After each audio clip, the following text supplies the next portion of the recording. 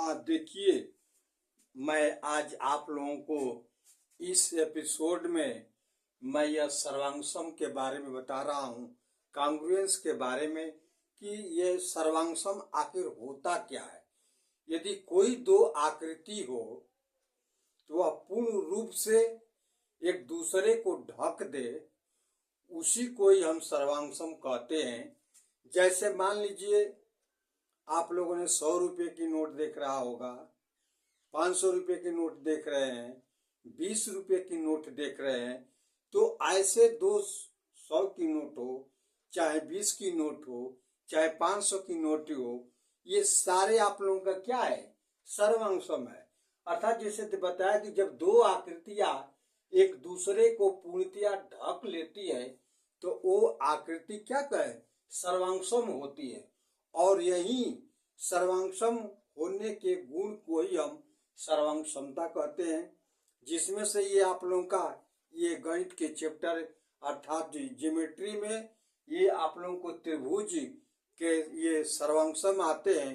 तो त्रिभुज के सर्वांगसम होने का ये 4 गुण होते हैं, जिसमें से पहला गुण आप लोगों को मैं ये बता रहा हूं कि देखिए, जैसे ये त्रिभुज है ABC, दूसरा त्रिभुज है PQR।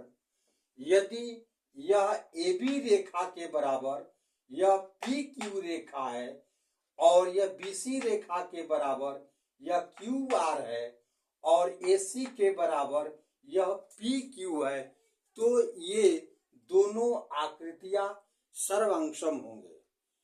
उसको हम क्या कहेंगे, जैसे ये भुजा है, ये भुजा है, ये भुजा है, अर्थात दो त्रिभुज के एक त्रिभुज के तीनों भुजाएं क्रमशः एक दूसरे त्रिभुज के क्रमशः बराबर हो तो वो सर्वांगसम कहलाते हैं।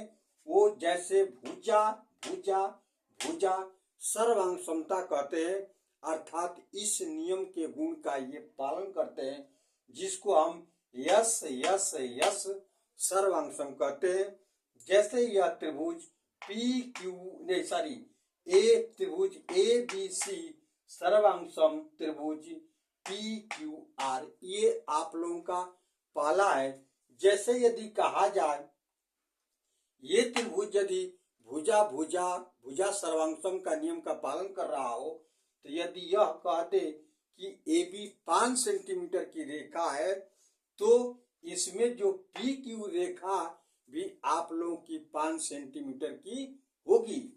या मान लो कि BC यदि 4 सेंटीमीटर की होगी ये BC, तो ये आप लोगों का PQ भी कितने की होगी, 4 सेंटीमीटर का होगा। यही है आप लोगों का सर्वांगसम या अर्थात सर्वांगसमता का ये त्रिभुज के पहला गुण है। दूसरा गुण ये है कि जैसे देखिए यह त्रिभुज ABC, दूसरा त्रिभुज है PQR है, इसमें यह AB बराबर यह PQ है और इसमें कोण ABC अर्थात कोण B, यह इसमें आप लोगों का त्रिभुज कोण ये PQR अर्थात कोण Q इसके बराबर है और भुजा BC बराबर यह QR है, तो ये सर्वांगसम होंगे। जैसे आप लोगों ने देख रहा है कि इसमें क्या है, भुजा है और यह कोण है और यह भुजा है, तो हम इसको भुजा कोण भुजा सर्वांगसम कहेंगे। सर्वांगसमता का नियम का पालन करेगा, अर्थात ये S आप लोगों का स्ट्रेट लाइन है, A आप लोगों का एंगल है, तो इसको हम SAS सर्वांगसमता का नियम कहेंगे। जो यह त्रिभुज ABC सर्वांगसम त्रिभुज PQR है। अब इसमें ये चीज कहा जाए कि ये सर्वांगसमता का नियम का पालन कर रहा हो, यदि यह कह दे कि ये कोण 60 अंश का है, तो यह कोण Q भी क्या होगा, 60 अंश का भी होगा। जैसे जो क्रमवार है, जो बराबर है, वैसे एक दूसरे को क्या होंगे, बराबर होंगे।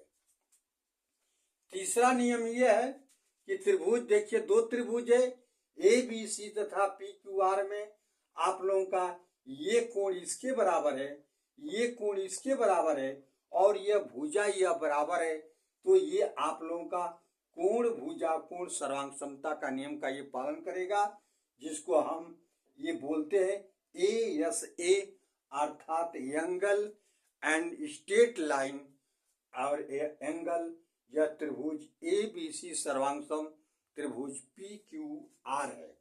और अंत में आप लोगों का ये त्रिभुज के सर्वांग समता का ये चौथा नियम ये है कि यदि कोई समकोण त्रिभुज में यह AB बराबर PQ हो, जो इस त्रिभुज का हाइट है जिसको हम H बोलते हैं, और यह कोण समकोण है, कोण B और कोण Q समकोण है, और BC बराबर PQR है, ऐसे को हम समकोण, ये समकोण है, ये ऊंचाई है और भुजा है, जिसको हम शॉर्ट में RHS सर्वांग समता का नियम का कहते हैं। अर्थात त्रिभुज ABC सर्वांग त्रिभुज PQR ये आप लोगों का सर्वांग समता का ये नियम का पालन करता है। तो यदि यह कह दिया कि ये त्रिभुज सर्वांगसम है, तो यदि यह AC बराबर यह 5 सेंटीमीटर का है, तो आप लोगों का PQ कितने की होगी? 5 सेंटीमीटर की होगी।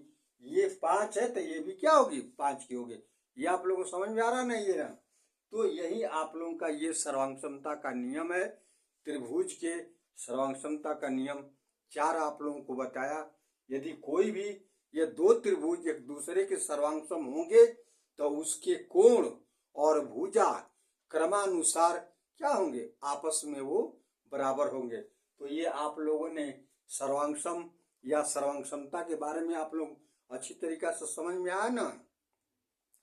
यदि ये आप लोगों को वीडियो पसंद आया हो तो प्लीज आप लोग लाइक एंड सब्सक्राइब एवं शेयर अवश्य करें।